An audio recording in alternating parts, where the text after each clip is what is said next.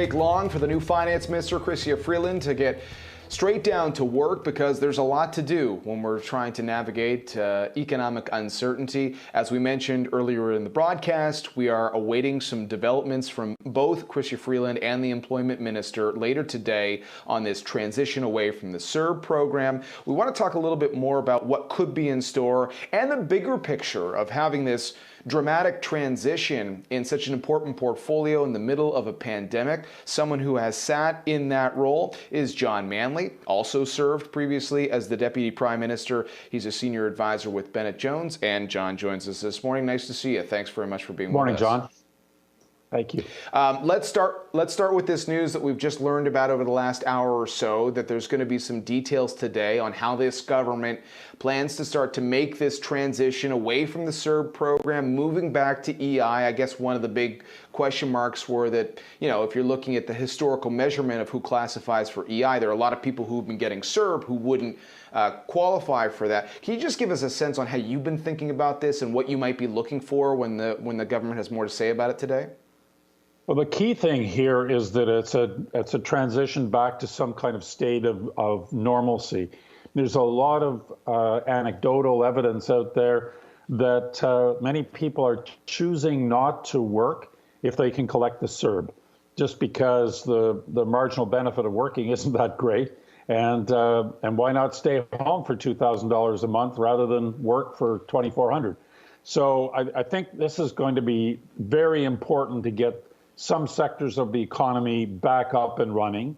And it's also a strong signal that these were emergency programs during a crisis, and that some state of normalcy needs to reestablish itself in the Canadian economy. Yeah, I guess it'll be kind of a balancing act for the new finance minister of all those people who feel like they will need to continue to be on some kind of aid program if they don't qualify for CERB anymore, and they're trying to figure out if they can transition to EI. But you're raising the point for the businesses who want people to get back to work. There've been some talk, do you see some kind of back to work bonus, that kind of stuff? How does the new finance minister balance all of that, the needs of Canadians and the need of business owners who are trying to get people back to work, and what's going to really keep this economy going? What kind of balancing act do you need?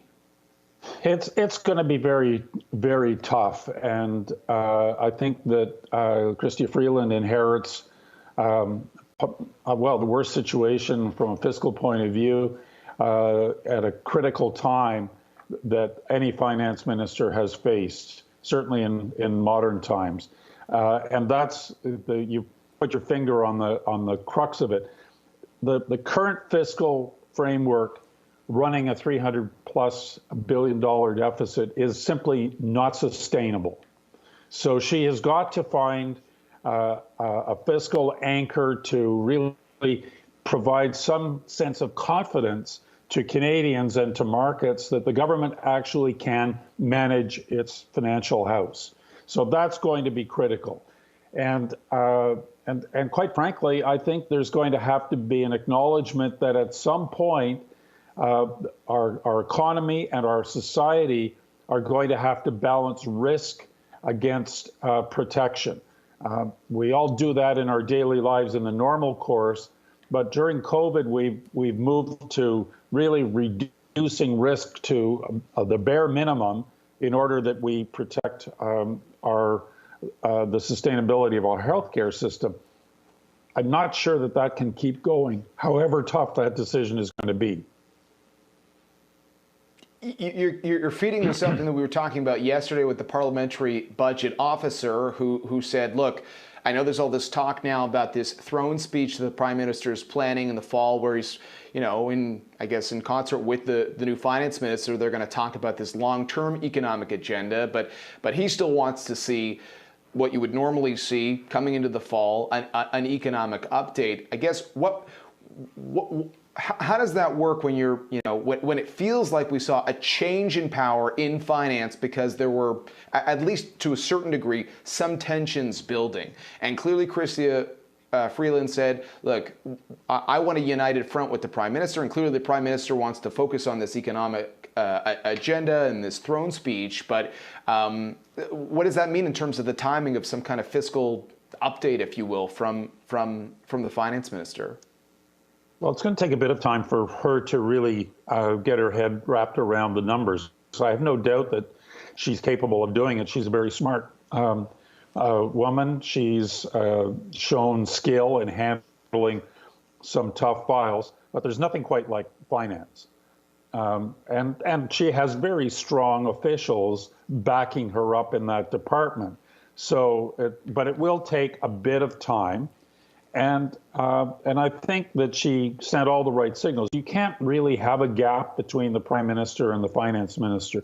I can tell you, John, I succeeded Paul Martin in that role, and everyone knows about the tensions that existed between Mr. Martin and Prime Minister Chrétien. But they were tensions around who should be prime minister. When it came to the fiscal framework, to the core finance and taxation policies of the government of Canada, there was no crack of light between them. And so I think that that's exactly what you need in order to maintain confidence. However, she is going to face some realities. And one of those is that you just can't keep spending at this rate. You've got to get back to some form of balance, or at some point we're going to find that those markets are not that interested in Canadian government bonds anymore. And by the way, you're crowding out all the private sector that's going to need some to absorb some of the saving that's out there. So this is just not a long-term solution, despite the reality of COVID. So before we wrap up, obviously along the way, communication becomes key, and talking with all the different stakeholders. And we talked to Goldie Hyder, who took over at the Business Council of Canada, which is, used to be at that shop, of course. And, he gave Chrystia Freeland good marks for the communication with the business community in the past. Certainly think about those tough trade negotiations.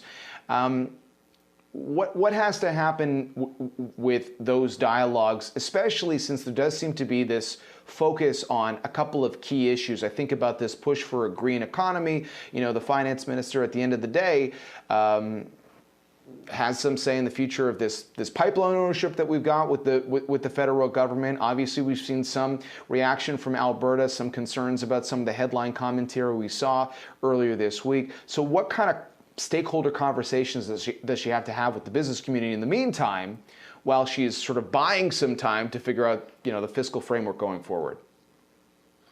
Well, this is, the relationship with the business community is a very key partnership for the Minister of Finance, and they can't really be completely at odds. And the business community, in order to have the confidence to direct investment into the Canadian economy, has to be convinced that the Minister of Finance at least understands what their concerns are, what their expectations are, and what they're going to need in order to drive the Canadian economy forward. So she's going to have to spend time on Bay Street. She's going to have to spend some time in the oil patch. It's still energy and other natural resources, a very key part of the Canadian economy. And so, when you look at it from Goldie Hyder's point of view, you've got to feel that if anyone in the government is listening, it's the Minister of Finance. Yeah. Well, a lot to watch for, John. Always good to get your perspective. Thanks so much. Appreciate it. My pleasure. Take care, John. It's John Manley, the former Deputy Prime Minister, former Finance Minister, and a senior advisor to Bennett Jones.